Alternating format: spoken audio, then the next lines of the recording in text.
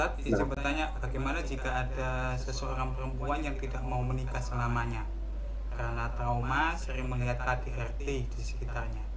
Apakah dia juga berdosa? Iya. Tadi sudah disebutkan bahwa hukum asal dalam menikah itu adalah sunnah. Jadi hukum asalnya memang sunnah. Berlandaskan hadis tadi, an-nikahu sunnati, faman raghiba an sunnati falaysa minni. Sehingga ini namanya sunnah. Ya ketika ditinggalkan, ya nggak dosa begitu. Yang berdosa itu ketika dia mengingkari syariat menikah. Nah, mengatakan apa itu, nikah itu nggak ada itu. Nggak perlu menikah, nggak boleh itu, misalnya kayak gitu. Nah, itu nggak boleh, bahkan bisa membuat orang tersebut itu murtad ya, karena mengingkari syariat Islam. Tapi ketika dia tidak mau menikah ya, alias menjomblo karena ada alasan-alasan tertentu, seperti yang ditanyakan di sini, dia mungkin trauma. Kalau dia mengatakan trauma, tentu dia sudah pernah mengalami. Kalau hanya melihat, maka melihatnya dia harus komprehensif dong. Kita bandingkan saja pasutri, pasangan suami istri yang berjalan dengan mulus, dengan indah, penuh kasih sayang, dengan pasutri yang terjadi KDRT. Mana yang lebih banyak? Itu aja. Pertanyaan sederhana. Dan sangat mustahil kalau kemudian lebih banyak KDRT Ustaz. Hah? Masa seperti itu? Lihat lagi, sejak Nabi Adam sampai sekarang lebih banyak KDRT? Ya nggak bisa lah. Jadi jangan kemudian jadikan alasan yang dilihat hanya satu pihak saja, lalu kemudian dia tidak mau menikah.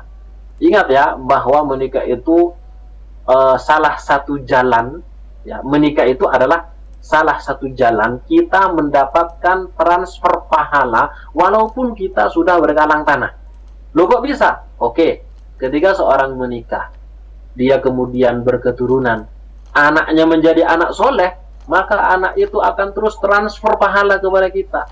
Walaupun kita itu sudah mati, dan kebetulan amal sedikit, nah anak itu nanti akan mendoakan terus ngalir begitu.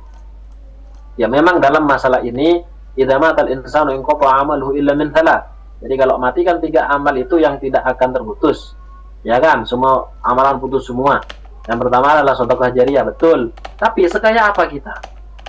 Kemudian sedekah jariyah di mana-mana. Sedekah jariyah ulama mengartikannya sebagai wakaf. Sekaya apa kita? Di sana sedekah, di sana sedekah. Misalnya ini contoh. Yang kedua, ilmu yuntafa'u bihi. Ilmu yang bermanfaat bagi orang lain. Kecerdasan kita seperti apa?